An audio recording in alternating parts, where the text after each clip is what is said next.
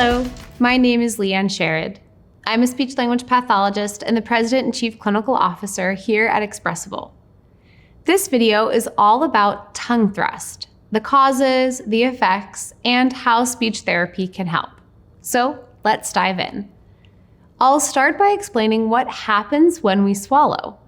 During a typical swallow, the tongue tip is placed on the alveolar ridge, which is the bumpy ridge behind your top front teeth. You gently bite down and your tongue pushes up against the roof of your mouth, then pushes back and down to swallow. With a tongue thrust, however, the tongue moves forward during the swallow instead of backward. It creates an oppositional force against the alignment and arrangement of your teeth. A tongue thrust may also affect the resting position of the tongue. The tongue may consistently rest against the front teeth, putting persistent pressure on the teeth. So, why does this all matter?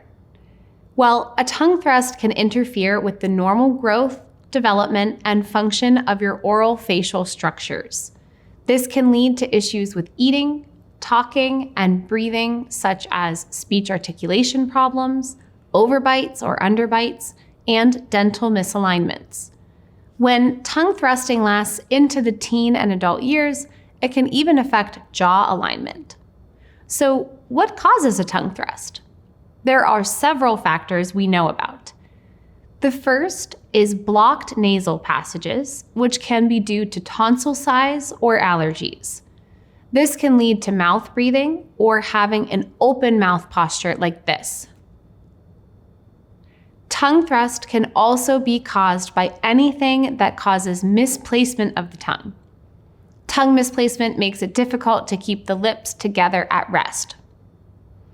Another risk factor is sucking or chewing habits that persist beyond 3 years of age, like thumb sucking. There are signs of tongue thrust that you can look for.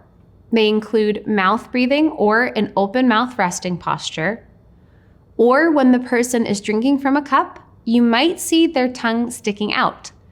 If they're using a straw, they might anchor the straw with their tongue while they drink. Or they may purse their lips when swallowing.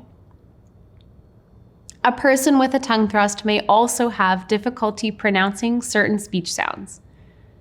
Finally, let's talk about how speech therapy can help correct a tongue thrust. Your speech therapist will work with you to develop a program tailored to your needs. It may include exercises for jaw stability, lip closure, tongue strength, and range of motion, or chewing and swallowing. It's important to practice these exercises between treatment sessions as directed by your therapist. Daily practice is necessary to develop the new muscle movements needed to correct a tongue thrust and create lasting change. If you have a child with a tongue thrust, talk with them about what a tongue thrust is and why they're working on it in speech therapy. Your therapist will suggest fun, motivating ways to help your child keep practicing at home.